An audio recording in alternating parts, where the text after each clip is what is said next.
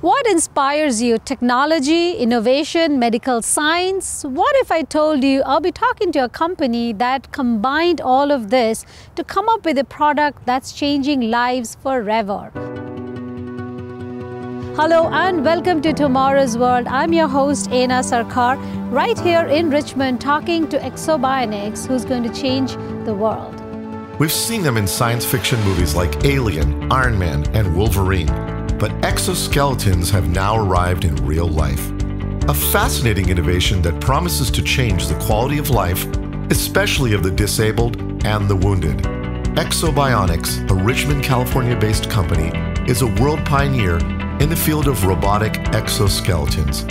Ena Sarkar spent a day at this trendy office space / warehouse overlooking the bay, interacting with the extraordinary team of engineers working on revolutionary innovations in a pet-friendly, casual, and fun environment, surrounded by machines, state-of-the-art technology, and life-changing stories.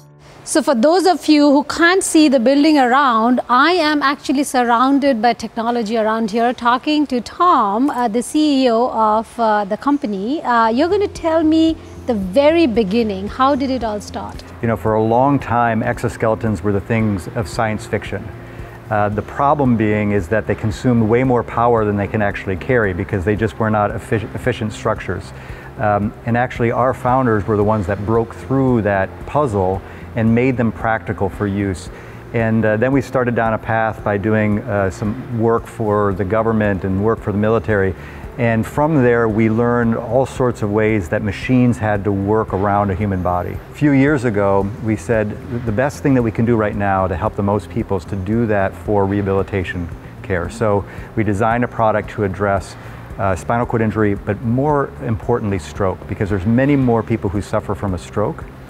And about 5 years ago, we really went seriously at this particular part of the marketplace. So tell me a little bit about all the different products that you're making. Sure. Our primary business at Ekso Bionics is the healthcare business, and primarily the rehab. And our marquee product is the Exo GT, okay?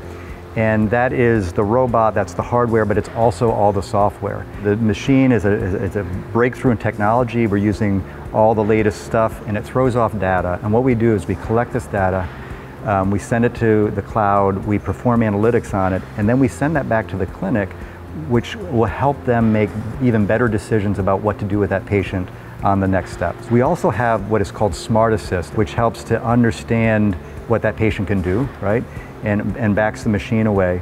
But it also provides that physical therapist with different modes, right? So if you think that, well, that patient needs to do a lot of steps today, then it will offer a lot of support, okay? If that patient needs to actually do more strength training, I think of it as strength training, and they have to exert a lot more effort so they can build up some muscle tone, then the physical therapist will back the machine away and really rely on that patient to do that. So all of these tools we put under the umbrella of Smart Assist, and it really, I think, what separates our device from others. I would love to see this in a house, in a household, people waking up in the morning, putting that on and then walking freely, someone who couldn't walk for years. Yeah. What is the scope of that? So you're talking what we call about the home or community model. And again, if you put into your search bar robotic exoskeletons, you will see other companies besides Ekso Bionics. You'll probably see us first, I think. But these other companies, their strategy is to go right to the home.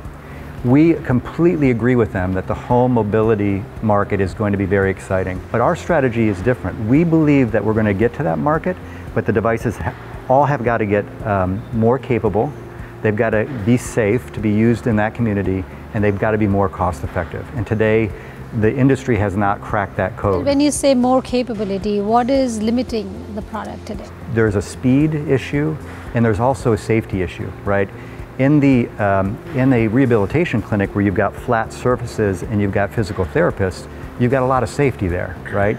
If you're getting into the home or in the community, you've got to go up a step or down a ramp that's not the same that you would have in your home. It's not contained. So you want to have speed and balance will lead to more safety, and those things are what I talk about with being more capable. The other thing I would say is that in the home, it's not a one-size-fits-all marketplace, right? In the US, there are 19 million mobility impaired people. In China, there's quite a number more. In Europe, there's a lot more. So there's a lot of people who go home with mobility impairment that they have to live the rest of their lives. However, you're not going to go and fit everybody to a machine that's got 4 motors and costs $150,000. It's just not practical. So there's different degrees of support that we need to provide all those people. There's going to be some, they are injured so much that an exoskeleton is not feasible. There are some that it's so mild that they can get by with a cane or something.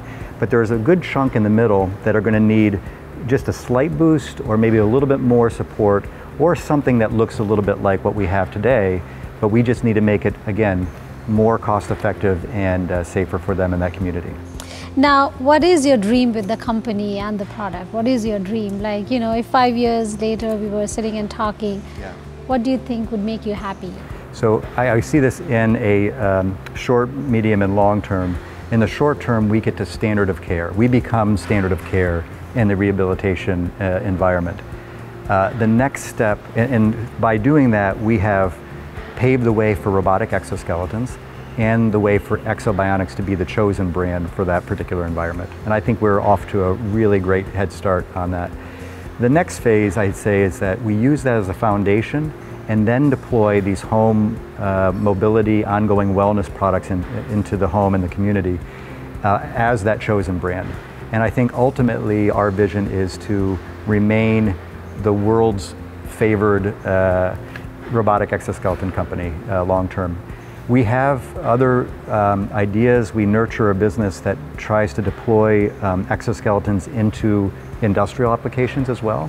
We're nurturing that as an idea. It shows great promise. Again, the same sort of vision. How do you help people realize their potential when maybe they've had an injury or they're trying to avoid an injury because they're carrying a heavy tool for long periods of time? So today we see those businesses as having the same charter, but the medical business and the industrial business move at completely different paces, right? So we've got to understand that and make the best decision for our company there.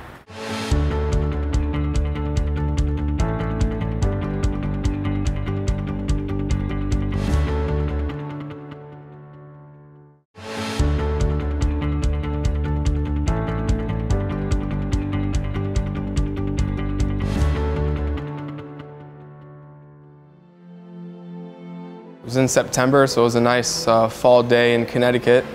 And in my town there was what's called an apple harvest, a big event that the town puts on, and I remember going to that with some friends. And we went out that night and we went to a couple bars and we were having fun, and I ended up going back to my buddy's house, and I decided I was going to drive home.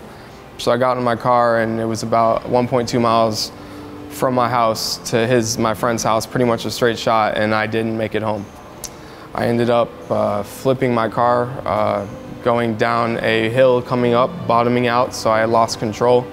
And when I lost control, I ended up shooting into a guardrail. I ended up going to the hospital and about 30 days in an induced coma with multiple back surgeries, and then they weaned me off the drugs, and then my mom, I remember, was the first person there, and then she broke the news to me of my spinal cord injury, and that's when my whole life changed. My whole journey was meant for a different purpose, and you know, I had to really find myself at that point.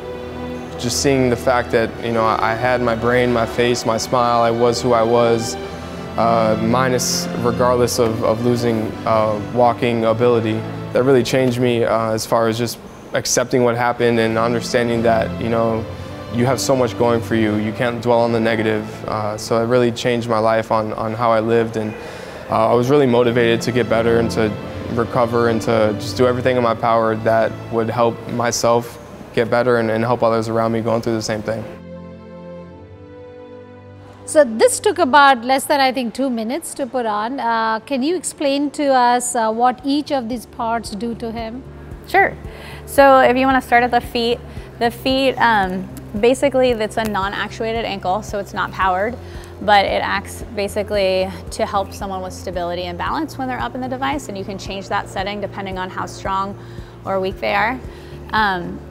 Basically, this is a tibial brace. This holds someone in. This is where most of the force is to help them come to a standing position. This is a knee motor, and there's one on each side.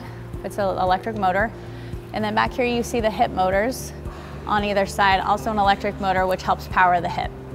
So, and again, we also have a thigh brace. This is the torso pad, backpack straps. Behind you'll see 2 batteries and a computer. And in the computer there's also a gyroscope to help determine the torso position as well.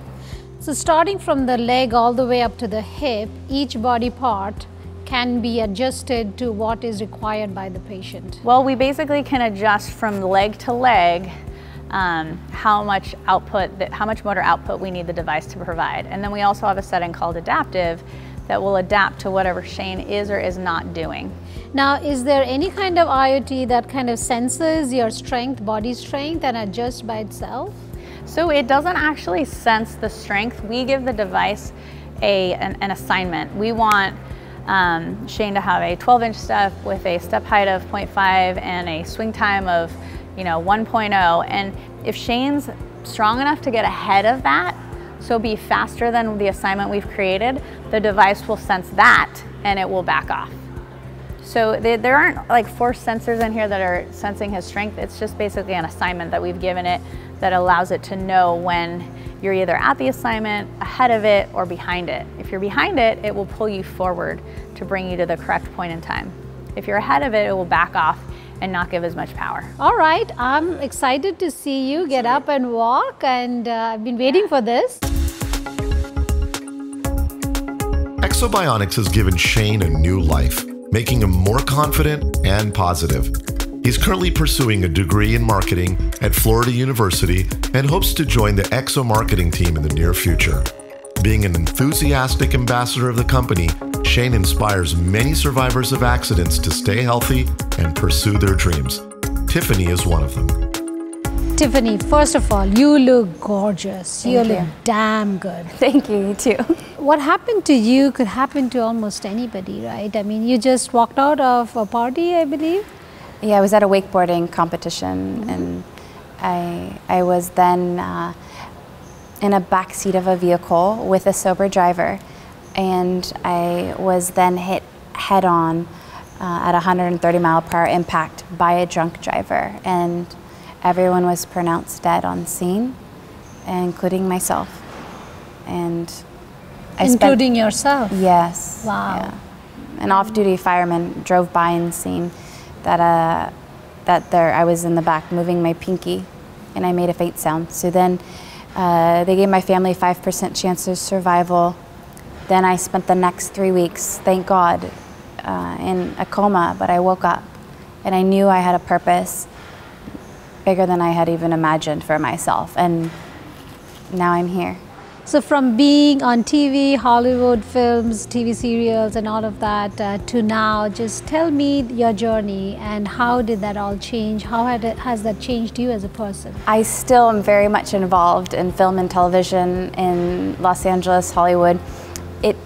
The reaction to people in wheelchairs or different adversity in Hollywood it's still like we're still paving the way, because there's still people that aren't really being depicted for really having that condition. They're just hiring actors and then throwing them in wheelchairs. But then there's amazing producers, directors, and people like you that are actually interviewing real life situations. Tell me, how has this product helped you? Oh, wow. Ekso Bionics has been such a huge uplifting feeling in my life, because before I came across Ekso Bionics, I had no idea what it was like to truly walk as I had once before, with the functionality of my knees bending and that momentum. It feels, I can't express what it feels like. It just feels so surreal, to be honest. And how long did you not walk like that? For 17 years. Wow. So 17 years you were in a wheelchair, never knowing that if you can ever walk, right? Yeah, I had started about a few years ago trying to walk with leg braces, but they lock your knees out, and it's not fun. It's not practical in the sense. So when I'm now just becoming an ambassador with Ekso, the feeling is like I'm actually getting to look at people in their eyes and moving. I can't. I'm at loss of words because it feels so good. So as an ambassador, what is your message? What would you like to tell people in your position? Not to give up. And I know that sounds so simple, but I believe the future with science and miracles is so promising, especially with things like Ekso Bionics and what that's going to do for us, spinal cord injury, stroke patients across the globe, for those with different rehabilitation centers. Only if they had this 17 years ago, I mean, where would I have progressed, you know? Where do you think this product, Ekso, is going to go, and how do you think you can use it to help you feel normal again? Unless you're living in a wheelchair, you don't really understand. I know what it's like walking, and I know how people can treat you differently. Job interviews, things of that nature, they look at you, and it's sometimes hard for them to look beyond the chair, because immediately they're like going into the chair thinking that it might be a liability or it might be problemsome. But that's not always the case, if at all the case. So I foresee this Ekso is going to just open up so many opportunities for so many lives, including myself. It's gonna change people's lives. I know it's changing mine. So if you had one wish with the product, how it should look or function, what would that be? I think the first wish, I'm going to say two. First wish is to be able to have it in all rehab hospitals throughout the country and internationally, and then be able to have the Ekso where you can actually buy it in different colors and like to different outfits. Thank you so much for taking time out and talking to us. Thank you so much. You look gorgeous. You too, thank you.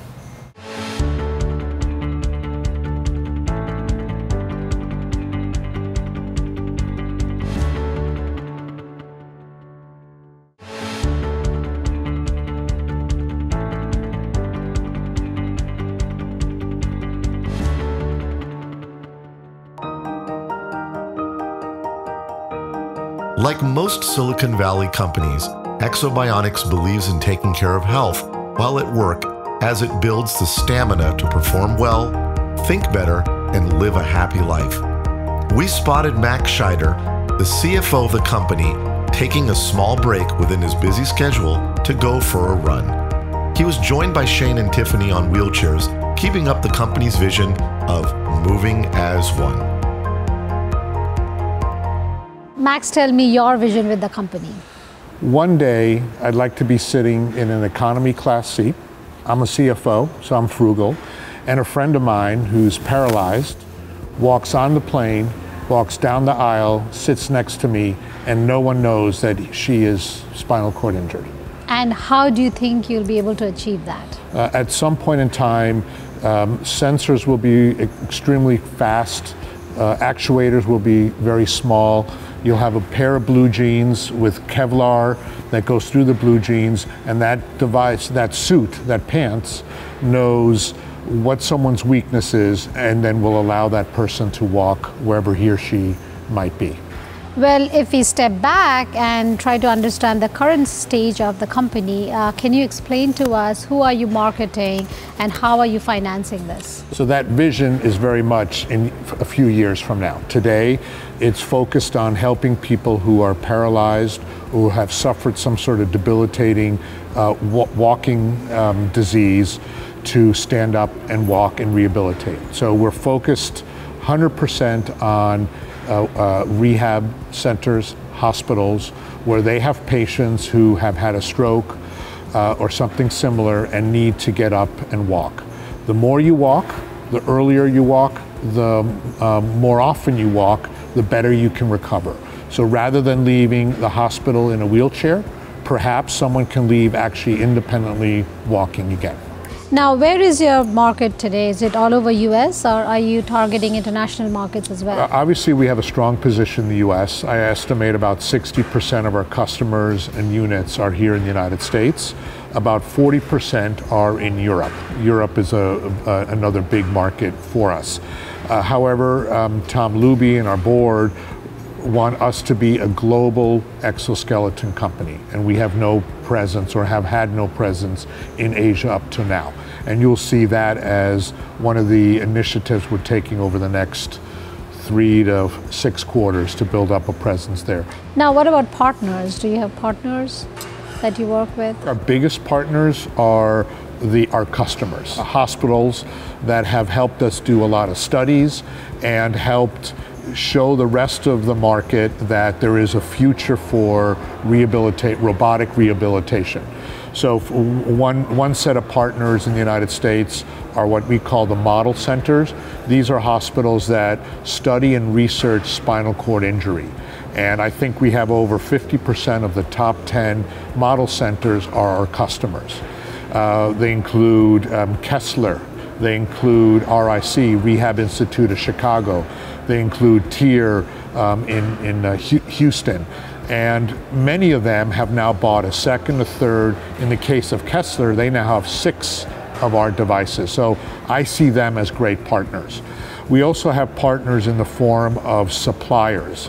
So one that you probably recognize is Vodafone. We have essentially their mobile technology in our device, and we're able to use through their Internet of Things real-time data capture that we can load up to the cloud through Amazon Cloud Services, and then do analytics around the use of our device between hospitals and even from patient to patient. Fantastic. But thank you so much for taking time out and talking to us today. I'm hoping this company goes places, and we'll sit back and talk in a few years again. We will go places, and maybe next time we do the interview in Calcutta. Sure. Thank you.